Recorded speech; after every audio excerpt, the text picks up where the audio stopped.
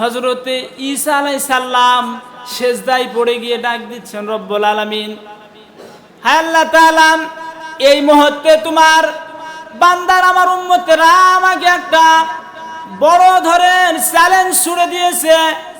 এই চ্যালেঞ্জের মোকাবিলা করা আমি হযরত ঈসার পক্ষে সম্ভব নয়।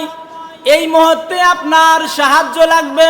হযরতে ঈসা নবী এবার সেজদায় পড়ে আছে। এবার আমার আল্লাহ তাআলা হযরতে জিবরাইল আমিনকে ডাক দিয়ে বলছেন, ও জিবরাইল, তাড়াতাড়ি চলে যাও, আমার ঈসা পয়গম্বর সাহায্য চাইছে, ঈসার সাহায্যের জন্য চলে যাও।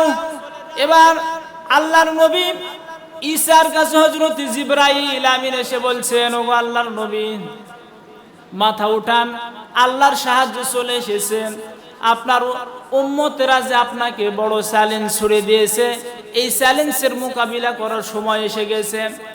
ওগো আল্লাহর নবী ঈসা, আপনার হাতে যে লাঠিখানা আছে অথবা আঙ্গুল দিয়ে আপনি কবরস্থানের দিকে শুধু ইশারা করে বলবেন কুম বিদিনিল্লাহ, এই কথা বলবেন, বাকি কারবারটা হলো আমার আল্লাহর।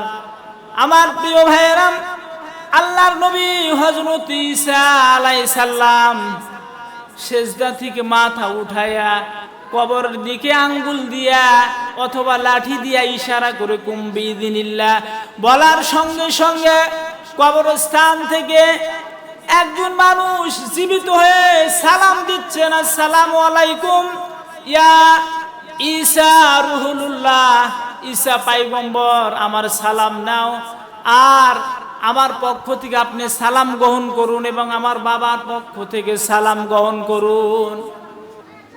হযরত ঈসা নবী আশ্চর্য হয়ে গেলেন, আমি তো এই লোকটার চিনি না, এই লোকটা আমার নাম কেমনে জানলাম, আমার নাম ধরে ডাকতেছেন, আবার আমাকে সালাম দিল এবং তার বাবার পক্ষ থেকে সালাম।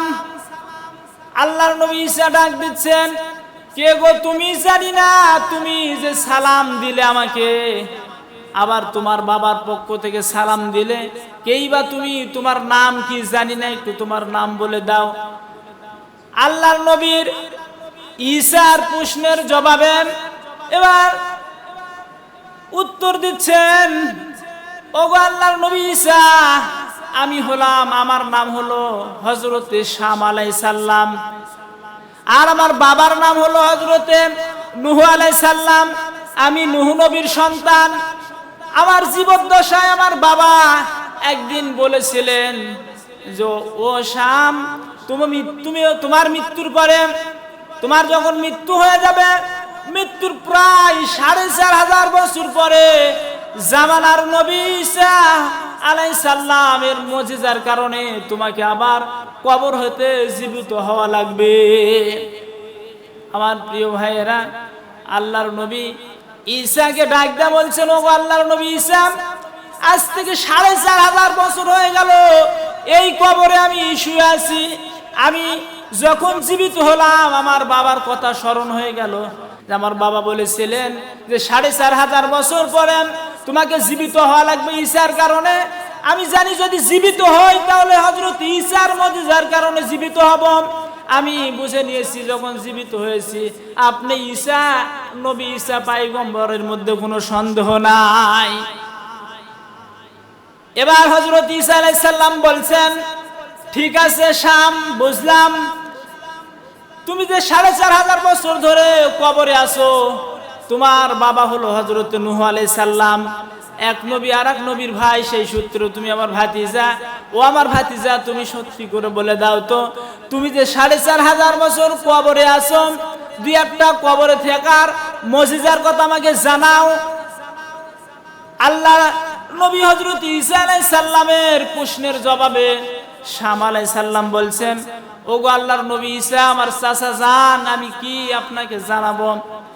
আমার যেই দিন মৃত্যু হয়েছে, মৃত্যু যখন আজরাইল আমার কাছে আসলো, আমার জানটা কবজ করার জন্য যখন আমাকে ধাওয়া করছে, আমি আজরাইলের ভয়ে দৌড়াচ্ছিলাম।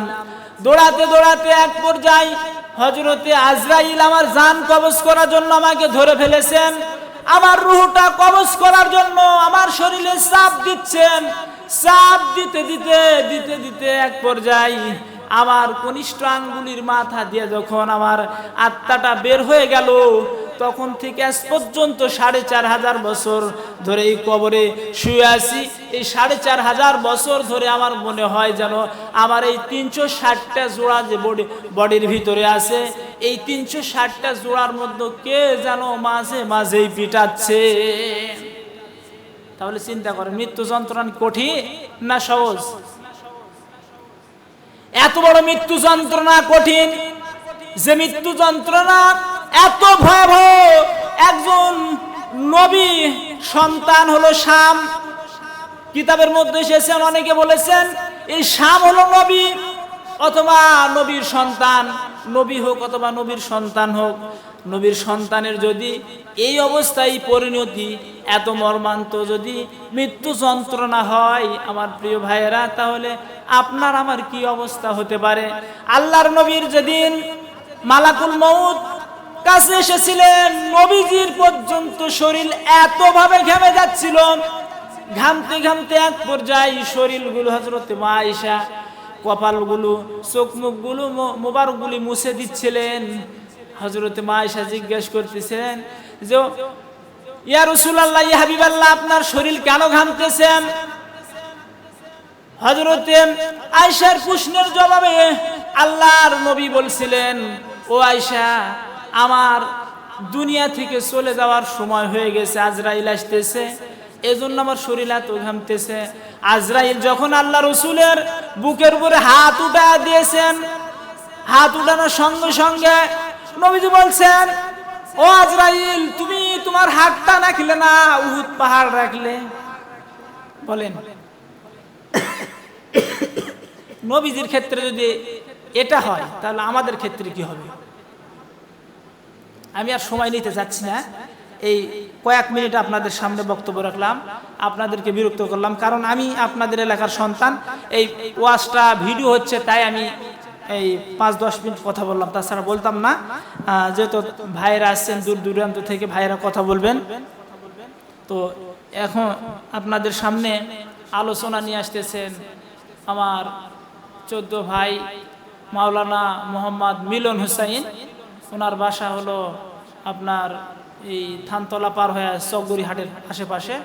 তো উনি আমাদের একটি ইসলামী দলের আমরা সবাই একজন কর্মী, সেটা হলো আল আকসা ইসলাম, আল আকসা কি ভাই আজকে নামটা করণ করা হলো, আল আকসা ইসলামী সংগঠন। তো আল